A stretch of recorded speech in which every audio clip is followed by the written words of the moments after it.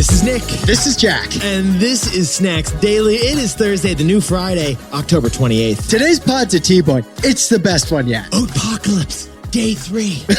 Getting thirsty, Jack. For our first story, snackers, Rent the Runway tossed on a Prada gown and just IPO'd for $1.5 billion. Here's the thing, snackers. The most important part about this business is the BFF. For our second story, just in time for Halloween, billionaires are terrified by a brand new mega tax. This could be the most specific, most unique, most intense tax that has ever been created, honestly, on planet Earth. For our third and final story, McCoco-Craft I love that name. just reported their quarterly earnings. McCoco-Craft, it's not one company, it's 3 companies, 3 big companies combined in your stomach. But snackers, before we hit that fantastic mix, Honestly, what a beautiful mix today, Jack. there's 3 days until Halloween. Yeah, which means 2 days until Halloween Eve and 1 day until Halloween pre-Eve. Which means you definitely don't have your costume picked out yet. No, you don't. But now you're realizing you don't have one, so you're Googling it and you realize you can't get anything nearly in time. This is going to be awful. Everybody and their roommate is going as a Squid Game shoe, one of those white shoes. You know what they are? It's going to be someone in a Vans shoe. That's what it's going to be. So Nick and I whipped up some more digestible business-themed Halloween costumes for you right here, free of charge. Snackers, Jack, and I got you covered on the Halloween costume front. Costume number 1, a stop sign with a video game controller. Boom, that's GameStop. Costume 2, a sexy supply chain. Jack, there is nothing hotter than a cargo ship that arrives on time. All right, how about this one? The ghost of Jeff Bezos' empathy. Yeah, I love this one. That is a dead spirit that haunts Jeff on a daily basis. Or you could just wear some Levi's skinny jeans you have laying around. Honestly, you're going to freak out everyone who's Gen Z at the party. Now, this next one is personal Peloton stock. Yeah, because both Jack and I own Peloton stock, and honestly, that stock has been pretty much dead lately. It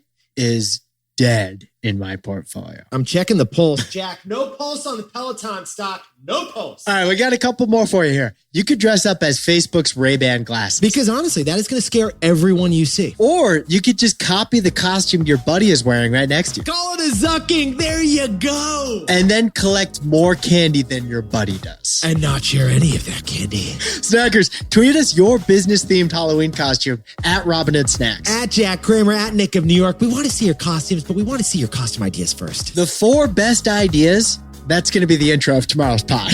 Yeah, that's pretty much. We're telling you what's going to be on the best pod yet. Jack, let's hit our 3 stories. You're tuned in to Snacks Daily. We spoke to the lawyers and we gotta get something legal out the way. The snacks you're about to hear ain't food, it's ear candy. They don't reflect the views of the Robin Hood family. It's all informational, just so you know. We're not recommending any securities. Nope. It's not a research report or investment advice. Not an offer or sale of a security. Right. Snacks is digestible, business news for you. Robin Hood Financial, LLC, member FINRA/SIPC. For our first story, Rent the Runway pioneered fashion rental, and it just IPO'd for a cool $1.5 billion. Here's the thing about Rent the Runway. Your best friend is also their best friend. First of all, Jack, I feel like we just got to get this out there. We haven't seen this before. There's no precedent for this. 7 exclamation points in the IPO paperwork. Honestly, Rent the Runway had more exclamation points in its IPO paperwork than in your group chat planning at dinner. Why buy clothing when you can rent it? It's not just Rent the Runway, it's Rent the Runway! Rent the Runway was founded 12 years ago for that Cinderella moment we've all had. Yeah, because you're going to prom and then you realize there's a dress that you can magically afford now that you couldn't afford before. For instance, on Rent the Runway, you can rent a $700 Valentino butterfly gown for just $70. $300 worth of cashmere for $30. Fantastic. Now, it started as a one-off. Rent the Runway. It did, because you're going to a wedding, you're going to see your ex, so you're going to rent and return a DVF Diane Van Furstenberg legendary gown. And you're going to look good at that wedding for only $70. But that one-off event is only a one-off sale for Rent the Runway. So they've evolved to become the world's largest closet to borrow anything. It's not just dresses. They got coats, jewelry, ski wear, handbags, and you can buy the stuff too. And they've evolved even further. It's not just gowns, and it's not just a one-off event thing. Now it's a daily habit. Rent the Runway also pioneered clothing subscriptions. Like $100 a week, you get 10 items, any ones you want, return them at the end of the week. Jack, you don't do your laundry at the end of the week. You just return it to Rent the Runway, and then you pick out next week's wardrobe, which includes 3 crop tops and maybe some other kind of jeans pant that you want to throw on. 80% of the revenue is from subscribers like that, Nick, renting out their entire wardrobe for the entire week. But because of the pandemic, they still got 15% fewer subscribers than they did before every wedding was canceled. And before your wardrobe was just a cycling rotation of sweatpants. But here's the funny thing Jack and I noticed about Rent the Runway when we jumped into the numbers. They make the dress more affordable to you, but they still can't afford the dress themselves. This is tough. They lose more money at Rent the Runway than they take in. Yeah, this is wild. Rent the Runway brought in $158 million of revenues, but they lost $171 million in that same time period. That means for every dollar of revenue they bring in, they spend that dollar. Okay. And then they spend another dollar. I'm a little scared. And then they spend a little more. Don't keep going. You're kind of freaking me out. So it's very unprofitable. You can finally afford a Gucci dress, but Rent the Runway hasn't figured out how to make money off a dress in 11 years. Gucci dress, Gucci price, Gucci size loss. Another funny thing about Rent the Runway, they got to clean all those clothes, and that's expensive. Yeah, it turns out Rent the Runway is spending nearly half of all that money they're bringing in from you just to make sure that everything's clean, just to launder it. It is a massive dry cleaning operation. Rent the Runway, world's biggest closet, world's biggest laundromat. So Jack, what's the takeaway for our buddies over at Rent the Runway? Their biggest accomplishment is the BFF intro. Amazing stat about Rent the Runway that we'd love. Rent the Runway only spends 10% of their revenues on marketing. That's it. Just 10% of the money they bring in goes to marketing their clothes. Rent the Runway has become an efficient marketing machine because you do the marketing for them. Yeah, get this, Snackers. 88% of Rent the Runway's new customers, they were referred by a friend. We're talking straight up word of mouth. That means people love Rent the Runway, and that's really good fundamentally for their business. Yeah, Rent the Runway, it's not paying Facebook to target 18 to 26-year-old females living in lower Manhattan who happen to have Instagram. It's growing because Tina asked Tamara, "Love the poncho, Tina. Where'd you get it?" Is that chiffon? And the answer, it's Rent the Runway. If it weren't for the BFF intro, Rent the Runway would be losing even more money. But the BFF intro is a sign that Rent the Runway is doing something really right.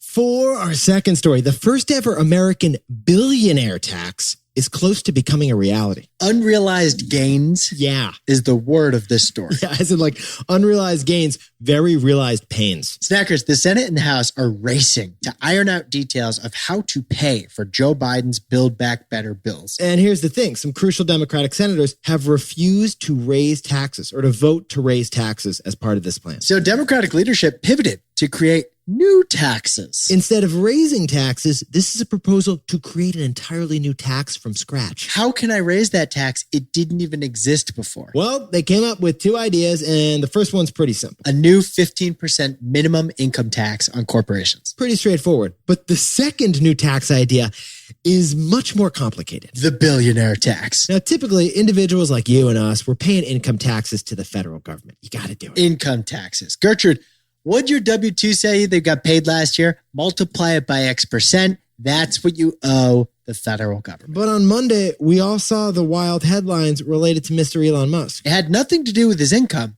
but his wealth grew by $37 billion in just one day. Perfectly put, Jack. So Hertz, they bought 100,000 Tesla cars. Tesla stock soared. Elon owns a bunch of Tesla stock. Ipso facto, Elon's wealth, $37 billion more. But again, that wasn't his income. It wasn't on his W-2. That $37 billion is unrealized gains. And that $37 billion jackpot doesn't get taxed 1 cent. It only gets taxed if it becomes a realized gain. Exactly. Which only happens if Elon sells his Tesla stock. And that's when that stock would become income, and then it gets taxed. If the billionaire tax gets passed, though, Elon would have to pay on those unrealized gains, a rate of about 20%. That's 20% of the stock he owns, but hasn't sold for cash money. So if he's sitting there, probably tweeting, looks at his account, still tweeting, looks at it again, and it went up $37 billion, then he owes $7.4 billion in taxes on that eventually. So Snackers, this isn't just a new potential tax. This would be the most targeted tax in the history of taxes. 700 people estimated. That's it. That's how many billionaires there are in the U.S. Yeah, because billionaires, they're like rainbows. Like we see them, we know who they are when we like recognize them, but they're rare. I saw one at a Giants game. Oh, you did? What were they like? I just looked. I didn't talk. You can't touch the rainbow. You taste the rainbow. This billionaire tax only applies to people who have over $1 billion in stocks, bonds, or mutual funds. And also it would apply to people who made a hefty $100 million in income 2 years in a row. But this bill, it's new. And it's not fully baked. There's some specific questions it doesn't answer. Yeah, like what if Tesla stock plummeted the next day after Elon's stock had surged? What if he loses a bunch of money? Does he get tax money back, like a credit? Does he still owe $7 billion if Tesla stock is worth $0? There's still some questions to answer. So many questions. So Jack, what's the takeaway for our buddies over in the Billionaire Rainbow Club? This could end the $1 salary charade. Yeah, Snacker. Since 2013, Facebook's Mark Zuckerberg, he has only paid himself $1 in annual salary. Hey, what a good guy. Not too shabby. Elon also doesn't get paid much salary. The great bulk of his income is from stock of Tesla that he gets granted. Which is a good thing because the CEO that owns a lot of a company's stock is incentivized for the long-term growth of that company. But not making much salary has become a clever way for CEOs to pretty much not pay taxes. Yeah, according to ProPublica reporting, many billionaires have never really paid any meaningful tax. That's partially because so many billionaires don't have a meaningful salary like you and me. They get paid in stock. So this billionaire tax, it only has Democrat support right now and not even all the Democrats, and it probably isn't even going to pass. Breaking news while we're recording this pod, Senator Joe Manchin from West Virginia opposes the billionaire tax, apparently. So this version of the bill is unlikely to become reality. Yeah, so we're still going to have the $1 salary charade of the CEO. For now. For our third and final story, Jack opens up his closet of white Van slip-on shoes and distributes all the ones he's been hoarding for the last year. I got one pair, dude. We got a hot mic here, man. We got a hot mic. Third story, Snackers, McCoca-Craft. McCoca-Craft. They just reported earnings. And now we know what you're doing with your wallet and with your stomach. Okay, full disclosure here. McCoca-Craft is not a real company, but McDonald's, Coca-Cola, and Kraft Heinz are, and together they are McCoca-Craft. Big food, big drink, big snack. I mean, Jack, we're talking the triad of taste over here. Coke in your fridge, Kraft in your pantry, McDonald's ketchup residue still on your t-shirt. Now together, this trio is McCoca-Craft. Each is the largest in their corner of the eating industry. This is a food pyramid worth $500 billion on Wall Street, according to their market cap.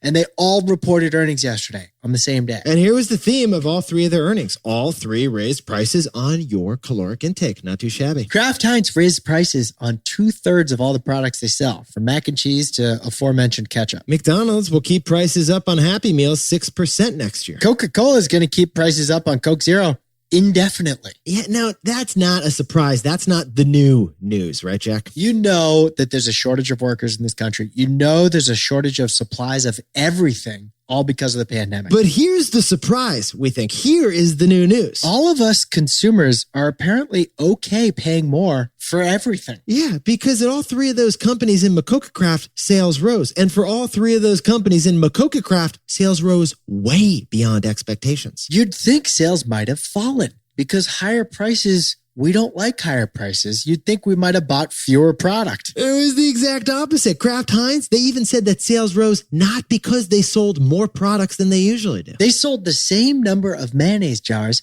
but you were willing to pay more for the same product of mayonnaise. So we already knew that inflation was happening. We just didn't know consumers were going to accept it so happily. We're buying just as much as before. We're just spending more. So, Jack, what's the takeaway for our buddies over at McCoca-Craft? The pandemic has partially undone Amazon deflation. Amazon deflation, a snacks original Jack and I have been tracking, and here it is. Historically, prices rise in this country, just like they are right now.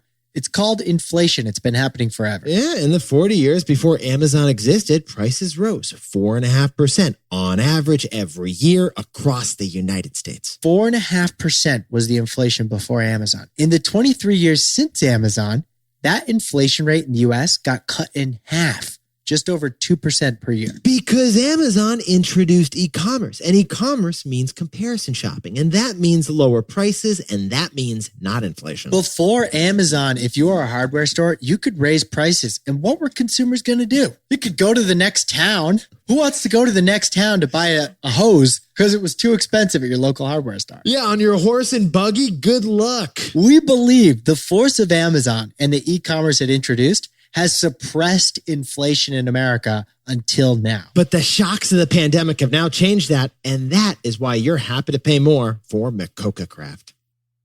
Jack, can you whip up the takeaways for us for the new Friday? Rent the Runway is now a stock with ticker symbol RENT. The BFF competitive advantage. Your friend probably heard about the Rent the Runway from you wearing the Rent the Runway. The first ever American billionaire tax looks like it won't get passed in its current form. Yeah, because it's the most targeted bill ever, but it could end the $1 salary charade. McCoca Craft just showed that companies can raise prices and get away with it. Yeah, the pandemic, though, it's partially offset all of that Amazon deflation.